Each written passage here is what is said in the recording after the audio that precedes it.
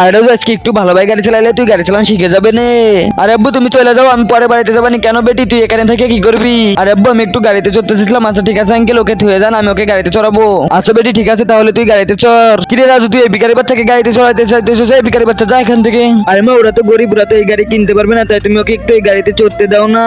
আরে না না, ওই গরিবের বাচ্চাকে গাড়িতে উঠান যাবে না। যদি ও দেখতে চায় এখানে দাঁড়ায় তাহলে দেখতে দে। আরে ছোট এদিকে আয়। আচ্ছা ভাই বলো। আচ্ছা বোন আমি গাড়ি চালাইতেছি, তুমি এখানে দাঁড়ায় দাঁড়ায় দেখো। আরে আব্বু আমি রাজু ভাই বাড়ি যাইতেছি গাড়িতে চড়তে। আচ্ছা ঠিক আছে যাও তাহলে বেটি। আরে ভিখারি বাচ্চা কোথাও তুই আজকে আবার চলে আইছিস? তুই চুপচাপ ওখানে দাঁড়ায় দাঁড়ায় দেখবি, গাড়ি ছোঁয়ার চেষ্টা করবি না কিন্তু। খেলা এই সাদা কালো সাবস্ক্রাইব বাটনটা টিপে যে সাবস্ক্রাইব করবে তার মা বাবা যেন 100 বছর বেঁচে থাকে, আমি দোয়া করে দিলাম। আর যারা এই ভিডিওতে একটা লাইক আর একটা কমেন্ট করবে তাদের মনে আশা যেন পূরণ হয়ে যায়, আমি দোয়া করে দিলাম।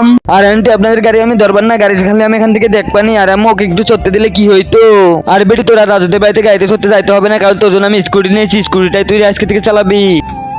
এই গরিবের বাচ্চা চুপচাপ ওখানে দ্বারা গাড়ি চালানো দেখবি, গাড়ি কিন্তু ধরার চেষ্টা করবি না তুই।